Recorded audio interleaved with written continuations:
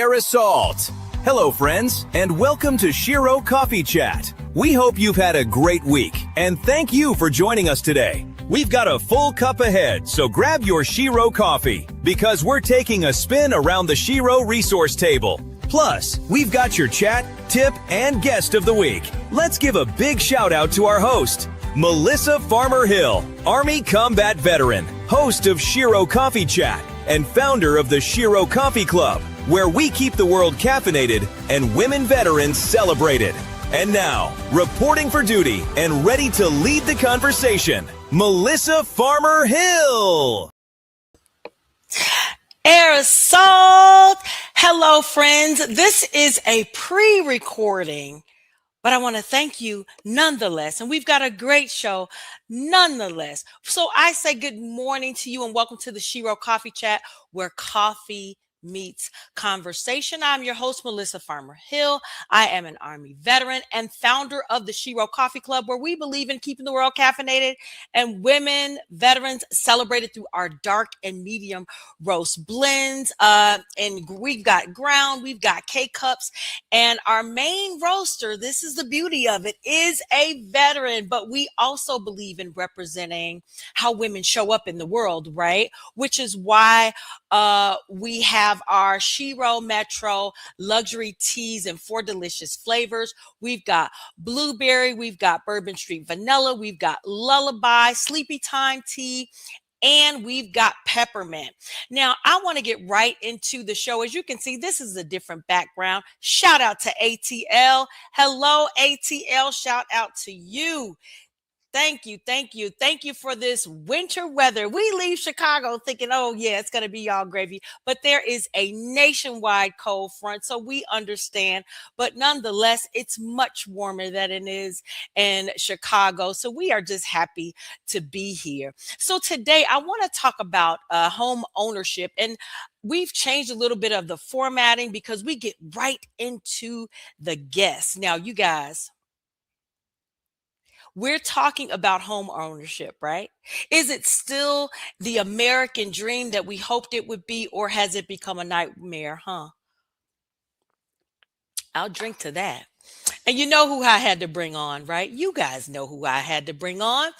Andre Hill. Yes, my husband. He brings a real behind the scenes view of home ownership. He started off as a home inspector, so he's definitely been up close and personal with homes as a Section 8 inspector. He later worked as a realtor with D.R. Horton, which gave him a front row seat at how, big builders and new constructions.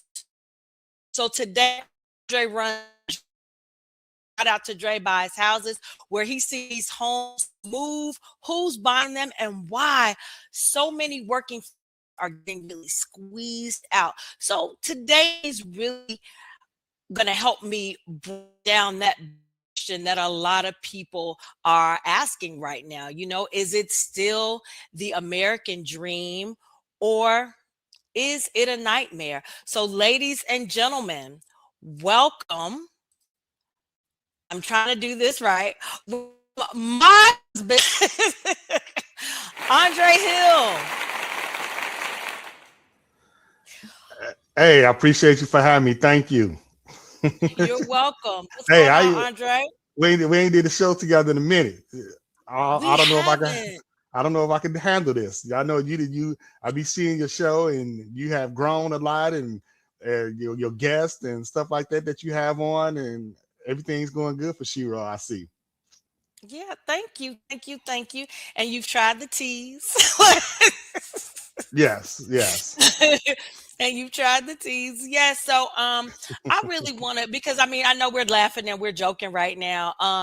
But I really want to get into the thing about home ownership, right? So now, you've said already, like buying home it feels like it's a high skill game. Do you agree with that? That it takes skill to buy a home now. You got to be really skilled with it. Yeah. So when we say a high skill game, so let's go back a little bit. So normally you used to buy a home loans. You had good paying and stuff like that, where you can go out and buy a home. Your credit was decent, you made good income, and not only that, each year you normally got a 3% raise, or you got a raise from your job and things like that there, which allowed you to keep up with inflation and keep up what was going on in the housing Right. market. So now, when we say it's a high skill game, and so when I say the game has changed, is what I just labeled to you a second ago. That's not relevant right now. What's relevant right now is the high skill game. You're dealing with people that understands housing, and when I say understand housing, they understand insurance, they understand the taxes. They're very educated and versatile when it comes to home ownership. So these are not your average buyers like the ones of the past. The ones of the past, they just wanted a house at all costs. It didn't matter. Give me the house. I got approved for 500,000. Let me go buy a house for 500,000. The new skilled individuals say, hey, I got approved for 500,000, but look, Mm-hmm. I'm a little below my means. I'm gonna try to get this house for about three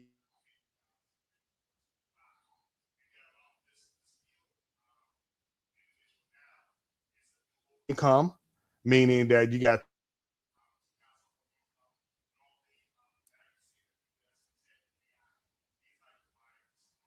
um you have these not only that, you got your investor buyers. Your investor buyers are your hard money lenders and stuff like that. So yes, the game has changed. And another thing I want to mention as well, when we say talk about home ownership, um so now when you look at home ownership, housing has been detached from your income, meaning that, yeah, I may make this certain amount of income. However, housing has skyrocketed so high that even if I was to get a raise tomorrow, it cannot keep up with the price of houses today, because everything is just so high. And guess what? The income I'm getting from my job cannot keep up with it. Oh wow, that's real. That's real. And I'm going to digress here for a minute because so last night when I went downstairs to the lobby, I overheard a guy saying, he was talking to his friend and he worked here, and he said, "Man, there are just no jobs out there. People are stretched thin." And then on top of that, the lady that picked up our food from, she had been without a vehicle. She had been Mm. without a vehicle since 2023, and and because when you look at the app, it says she was walking, and I asked her, "Are you walking?" She said, "Yeah, I got to do what I got to do." And I think that goes to your point that we've been the economy, or our income, we have been priced out and locked out of almost everything, and it's sad. It's sad because Hmm. another thing that I want to bring up, so that's a good point, but we're seeing people lose their homes, fall behind in taxes. You got people working 2 and 3 jobs just trying to keep up with owning a home. So, Hmm. how much of this is about people's money choices as opposed to the system that they never taught us how to play? Well, it's both. It's both. Like I said, a lot of us, we purchase these homes at the high price. We say, like I said, say for instance, we got approved for 500,000. Guess what we did? We went and brought that house for 500,000. So one thing, we don't have no wiggle room, meaning that we never factored in insurance increasing, escrow increasing. We never factor in property taxes increasing. And let's talk about even Cook County alone. And I think I want to really Mm, focus on this here. The property taxes in Cook County this year increased by 133%.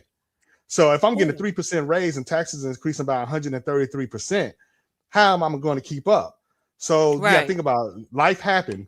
Maybe we lost a loved one. You went through a divorce. You got sick and stuff like that. So now you got to factor in those issues as well. And let me hit on this here. Um, like the ARM, that's the adjustable rate mortgage. See, during What is that, COVID, Keith? Mm-hmm. the adjustable rate mortgage is during COVID.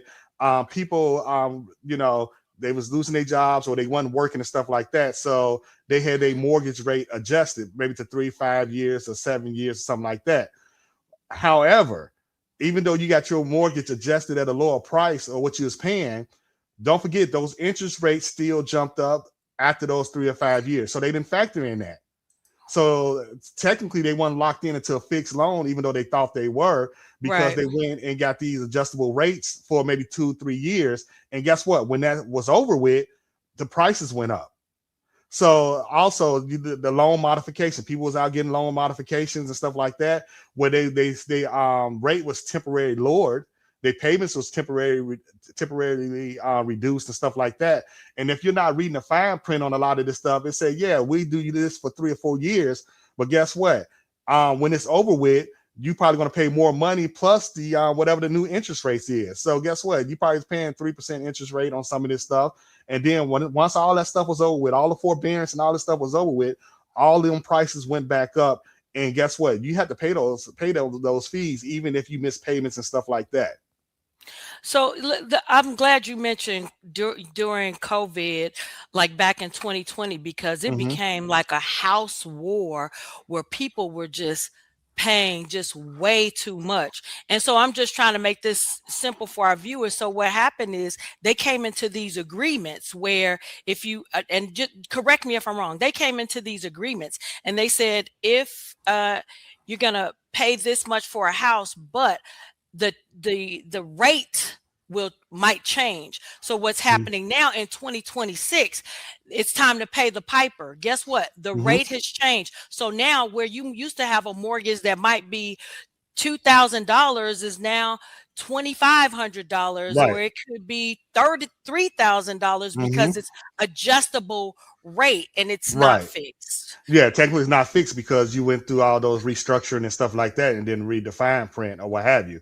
Mm-hmm. So yeah, and then don't forget. With the matter of fact, we was watching HGTV last night. The husband said, Mm-hmm. "Hey, our budget is 500,000," and the wife was like, "No, we could do 700,000," and they end up buying a house for 665,000.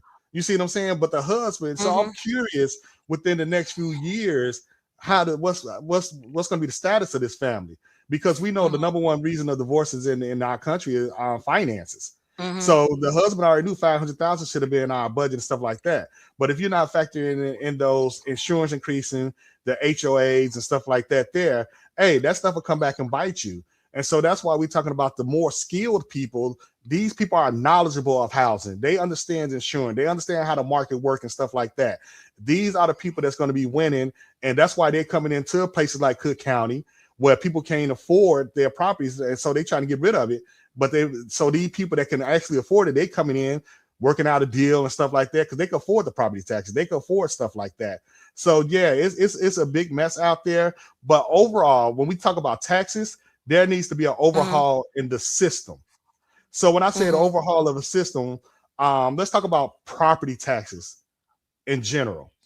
So for instance, what some of the things that need to be done, because I just don't want to talk on your show about what the issue Yeah. is, but there's some solutions. And guess what? The people, we have to stand up and rise.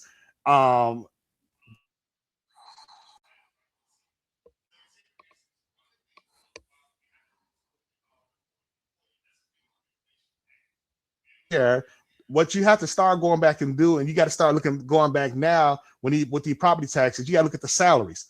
Why is we paying a Mm-hmm. mayor $150,000 when this city is $100 million in debt? You got foreclosures everywhere. You got abandoned properties everywhere. The trustees, the village managers, all these individuals that's getting paid all this money, but their cities is underperforming. Then you got to go back, and when you pull in the foyer, you got to go back and look at the contracts, right? You got to look at, okay, who did we award contracts to that was $10,000 or more? Where did the money go to and stuff like that? You got to look at budgets. You got to do audits, your vendor list, all this stuff. The whole system, especially in Cook County, needs an overhaul. And then also, Melissa, we got to look at the patterns. Who's Mm-hmm. gaining? Who's gaining all this money? Who we keep investing in? Is it's the same individual getting the same contracts? It's the same family members getting these contracts? Also, we got to look at the Mm-hmm. waste, the consulting with no results. all the legal bills and stuff like that. So that's one of the things we got to do. We got to go back and look at the Freedom of Information Act. And this is how it probably have to be done on the state level and the federal level, where all these places, especially in Cook County, where these places got to be audited like ASAP. Mm-hmm. So let's talk about the average person that's Mhm. really under hardship and in the process of losing their home. And then I want to just talk about how you went from uh, housing inspector to now wholesaling. So what would you recommend to someone who's like really down on their luck and losing their home, about, about to go into foreclosure? Are there breaks, or is there anything that they can do? Honestly, what you want to do, they probably want to get with their they loan, the person or the company they have a loan with, and see how they can see what's out there that can help them. But I'll be honest with you, it's so bad now. Hmm. Some people may have to sell. You see what I'm saying? Or some Yeah. people may just have to if the bank can't refinance or help them out or what have you, then yes, these are some of the options people have to look at. And then when we purchase it, we probably have to go to a place like Northwest Indiana, where you got cheap property taxes, where 30% of Hmm. Illinois has migrated to anyway. And most people are leaving the state of Illinois, especially the Cook County area, because the Hmm. taxes are unbearable. People can't survive. Hmm. So why are some, because he's not having tax issues in the great state of Illinois or the Chicagoland area. So why do you think some, like the South suburbs, who are really, in my opinion, overburdened with taxes, as opposed to maybe a place like Rosemont or something like that? Why do you think there's an imbalance in taxes? My honest opinion, Yeah. the black community has always been part of a system that people don't want to see grow. I think that they're taxing people out their homes. Our seniors are being taxed out of their homes. They've always been exploited. And until the black community starts standing up and dealing with the issue that's going on in their community, we're going to continue to deal with these issues. See, one thing about the black community, we have no public servants. We have no public servant because we voting for people because they part of a certain party, especially in Cook County. We know it's all Democrats. So we're not voting Democrats in that actually care about the people, that's actually going to fight for the issues that's concerning the community. And we can continue to vote these people back into office. The black community continues to be exploited, continue to be destroyed, and we continue to vote the same people in office. And not only that, we get them promotions. We got people that they start off as a mayor, and then for we make them a trustee or what have you, or a congressman or congresswoman and senator, and for they governor, because we keep rewarding ignorance, and we keep rewarding these people because of their name or how they look, because people know them and stuff like that. Those days are over with, and people got to go beyond that and find out you got to vote your best interest. And right now, taxes and foreclosures are destroying the black communities. Oh wow. All right. So let's talk about your own journey. So you started off as a housing inspector. Mhm. Tell us a little bit about that journey. Let's start there. Yeah, so I originally started off. I was in retail for years. I started off as I was a store manager at GameStop. I know a lot of people like GameStop. The kids hated when I stopped GameStop because they used to get all the free games and all that other stuff. But it was time for a change. As a store manager, it was time for something different. I had heard about Chicago was hiring for Section 8 inspectors. Long story short, I went and applied like on a Wednesday. Yeah, I had hired that next day or Thursday. On that Thursday, had to do like a week training and stuff like that. So that's pretty much what started my housing journey. And during that journey, I began to meet a lot of owners, investors, contractors, tenants, and stuff like that there. And then I ran into a gentleman named Paul Kemper, out of Realty One Group XL over in Naperville. And we were just talking. I wanted some extra income. So we was talking about leasing agent. So anybody want to be a leasing agent, I think it's like 55 questions, like $100 for the test or whatever. So I started off as a leasing agent. I said, hey, I want to do leasing. I want to do some rentals and stuff like that. So he said, well, I'm gonna talk to my wife Tina and see if we can bring a leasing agent in, because we don't have a leasing agent. But the good thing about it, most of their properties were in the south suburbs anyway. So I don't have to drive back and forth from Aurora and Naperville to show these properties. Long story short, after doing that for some years, I got kind of bored with it and I needed something more. So during the height of the pandemic, I decided, hey, I'm in 2020, let me go get my real estate license. And so during the pandemic, we had to do class from home, which was boring. I tell you, I went to class like Monday through Friday, sitting in that class from 5 to like 10 o'clock and stuff like that. And so that really started my real estate journey. But then I decided to get away from the traditional real estate. Mm-hmm. So when you got away from the traditional real estate, let's talk about that. Are you referring to wholesaling right now? Yeah, traditional real estate is when you show people 20, 30 houses, they get approved for a loan and stuff like that. You don't like Um, doing that? no, I'll be honest with you, I hate it. No, Mm-hmm. so after a while, I was like, I kept hearing about wholesaling. Plus, you got to wait like 3 to 9 months to get paid and list the properties, and you show people all these houses and write up these contracts. So I kept hearing about wholesaling. Wholesaling is when you work with investors, and I like working with investors. And these are some of your buyers now. These are the buyers I'm dealing with. Um, the investors know what they want. They're looking for the ROI, which is the return on their investment. And these people are dealing with cash. So I can close a property in 14 to 30 days.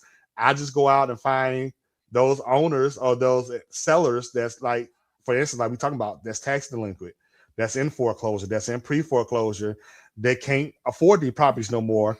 And when my cash buyers do, they come in and buy these properties for them, where these sellers can walk away free and clear. They don't have to worry about the debt now. It's paid off. They got some money in their pocket. Their property not going to auction, or it's not going to the tax sale. At least they're walking away with something versus they was going to walk away with nothing. Mm-hmm. Now, do you believe that through your, just your experience in wholesaling, do you believe that the country is slowly becoming a renter's nation? Well, people don't. I'm just say this. People don't like, because sometimes I'm on calls with people. They don't like that investors are coming in, buying up the properties. I can understand that. However, when you have properties, a lot of these properties been sitting there 10, 15, 20 years. I can tell you how many people I talk to, and the property taxes, it's like 75,000 because the property's been sitting there 10, 15 years. You see what I'm saying? So Mm-hmm. what do we do? Do we just let these properties sit there for the next 20, 30 years? Or do we let somebody come in, fix them up, either rent them or or flip them or what have you? I believe, yeah, to an extent, it's becoming a lot of the renters market. But there's places like Country Club Hills, South Holland, Illinois, and Markham that only deals with home ownership now. They don't do Mm-hmm. Section 8. They only thing you can do pretty much in those areas now is go in and buy those properties. And they looking for And homeowners. by okay, Mhm. Yeah, they looking for buy homeowners in those. those communities. Okay, so if you had someone right now, would you encourage them to buy a home, or what would you encourage someone who's just starting off? They just graduated college, which that's a whole nother subject that we can talk about, Mm. how even just kids that graduate college don't even get that financial start the due to loans based upon a system like you talked about earlier, Mhm. based upon a system that has no grace. Well, you got to know the game. And that's the problem. Don't Yeah. nobody want to educate themselves on the game. Hmm. You got to know how to play it. Like Dr. Claude Anderson always talking about, we in a real life monopoly, and you got to learn how to play the game. Hmm. I'm going to always support home ownership. The thing about it is, you got to educate yourself on home ownership. Me personally, what I recommend that, first of all, if you're going to do home ownership, that you invest in multifamily homes. There's a guy named Hmm. Julian Gordon. We met him. I did some work with some of his people and stuff like that. Buy you a multifamily unit, get a 3 or 4 unit, live in one of those units rent free, And then what you do, you have your tenants pay your mortgage, keep like 100% of your income, right? And then you go take that money, invest in other properties. So multifamily units normally appreciate in value about 12% per year. And then you want to make sure that each year that you're raising your rent at least 3% to keep up with inflation and things like that there. So yes, I'm going to always support home ownership, but I'm going to do so more so if you do home ownership, you got to look at multifamily and you got to look at your house as an investment, not a house that I'm just going to get because it's the biggest house on the block, or I want to be seen by everybody. I want to show off this property and stuff like that. And you house poor. House poor meaning that, hey, if I have one incident tomorrow, if I get sick tomorrow, if I get laid off my job tomorrow, my house is done. It's finished. That's it for me. So we got to be smart at how we do things. And then you want to negotiate on some of these prices as well. Hey, you asked for $350. Maybe I can get this for about $315,000. Mm-hmm. Negotiation is key too. Negotiation, absolutely. Yeah, but home ownership, I'm going to always support home ownership. I'll just say get a multifamily. All right. So we 26 minutes in, Andre. Oh, that time goes quick. I forgot how quick time goes. You having fun. I know we miss you on the ones and twos. Want to come back? I know, right? See, she's trying to hire me. She's trying to recruit me. She waits till I get in front of millions of people and then put me on the spot. No, I'm just joking. I'm just joking. You got to do your thing. You got to do your thing. But so I'm gonna let you say these last words, whatever you want to talk about as far as being a renters nation's housing market, whatever you want to talk about, the floor is yours. And I'm going to remove myself, but don't go anywhere because we're going to come back in. All right. So go ahead. What do you want to leave the audience with? I think we're in a time frame now where the people have to stand up for change. And when I say the people, the American people, we got to hold all our politicians responsible, especially those and I always speak on Chicago and the Cook County area because that's the area we live in. We got to start holding people accountable and put people in position that have the people best interests at heart. We need those that's going to come in, that's going to be truly public servants. And those public servants, they're going to go in, they're going to look out for the people, the community. They're going to make sure that the people are taken care of. And this is the age and era we in. We at a point now where there's going to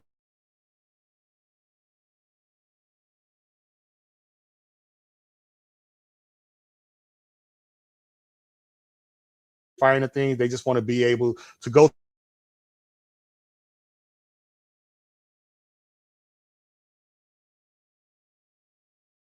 at the end. So that's the era we're living in. Eventually, somebody's going to rise up. I think I read a book a long time ago, Where Have All the Leaders Gone? And eventually we're going to have to stand up, and we're going to need somebody with that Malcolm X type spirit or Martin Luther King spirit or Fred Hampton spirit that's going to come in and say, hey, this is a cause worth dying for.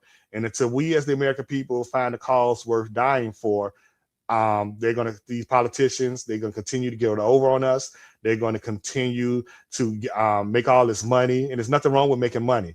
However, when you're selling people out for money and things like that, that's the issue. That's the problem that we have. So other than that, I just tell people to be smart with your investment, get some knowledge and get some information.